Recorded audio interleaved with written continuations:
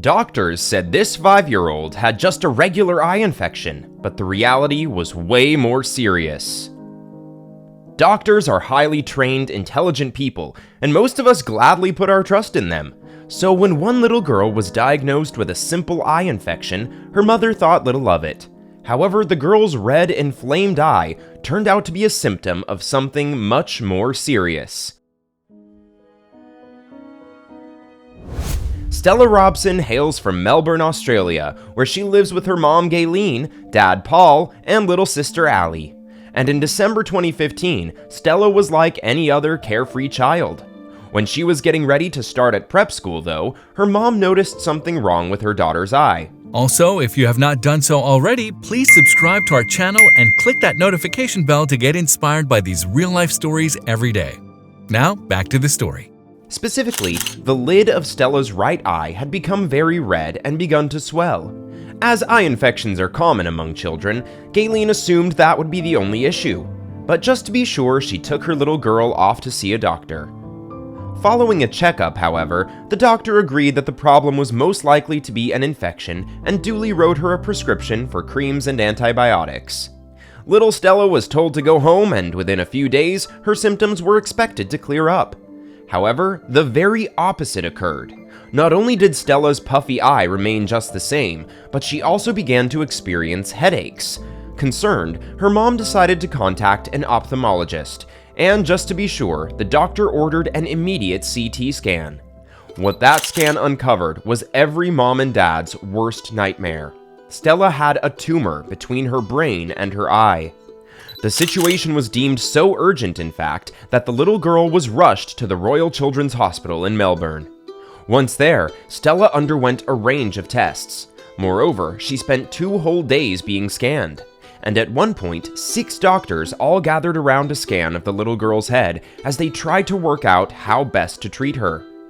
The tumor was growing into the orbital bone, the bone that surrounds the eye. It was roughly 1.5 centimeters, half an inch, and shaped like a bell, Gayleen told the Daily Mail in March 2016. Due to its size and location, the rapidly expanding growth could have potentially eroded Stella's skull or blinded her. After 48 agonizing hours, though, Stella was eventually diagnosed with a rare illness called Langerhans cell histiocytosis. In fact, cases of this disease are so unusual that medical professionals are uncertain of its cause, and there is a lack of research on the condition as a whole. At least Stella was now in expert hands. Langerhans cell histiocytosis is not technically a cancer, but is cancer-like in its behavior and the treatment it responds to. Symptoms can include skin rashes, a swollen stomach, breathing difficulties, and, like Stella had, lumps on the skull. However, the illness does have a 90% survival rate. And Stella eventually underwent surgery to have the tumor removed, with specialists going through a very small fold in her eyelid to pull out the growth. Thankfully, the doctors were able to do this without causing any damage to her brain. Still, although the surgery was a success, Stella had a long journey ahead of her. While the rest of her classmates were enjoying the first days of school, for example, the fighter embarked on an intensive 12 weeks of chemotherapy. Poignantly, the chemo started on Christmas Eve. But even though she was only a child, Stella amazed her parents with the way she dealt with the traumatic experience. The words cancer and tumor didn't mean anything to Stella. To an adult, it's a conversation stopper, but she just takes it in her stride, her dad Paul told Australian newspaper The Geelong Advertiser in March 2016.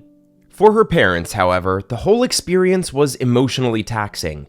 It was quite a little roller coaster for her. She'd be emotional and hungry and tired, then she'd recover for a week, and then it would be time to get back in and have another lot of treatment, Gayleen explained to the Daily Mail. About 9 months in, we felt empty after running on adrenaline for so long. The Children's Hospital had us do a course which taught us how to stop our minds racing and entering dark places, and gave us a toolkit to handle stress, Paul added to the Geelong Advertiser.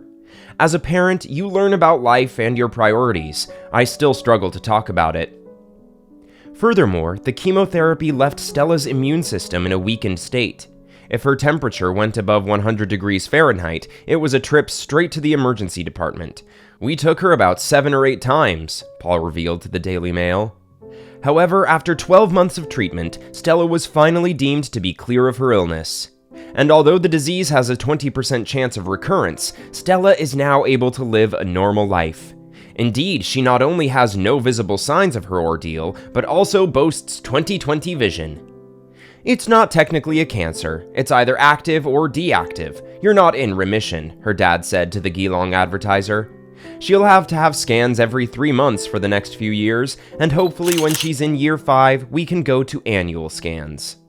In the meantime, Stella's parents are just thankful their daughter is now healthy. "She's back," Paul added. "We're really happy, and hopefully it continues." Meanwhile, recent images of the little girl show her enjoying her life, displaying no sign of her traumatic ordeal. The admirable way Stella dealt with her illness is inspirational, and thankfully, her mother's instinct to get a second opinion on her daughter's eye enabled her to start treatment quickly. Now, after overcoming so much, this little girl can finally get back to being a kid. If you liked the video, please give it a thumbs up and consider sharing it with someone who may find it interesting. Thanks for watching, and I'll talk to you in the next one.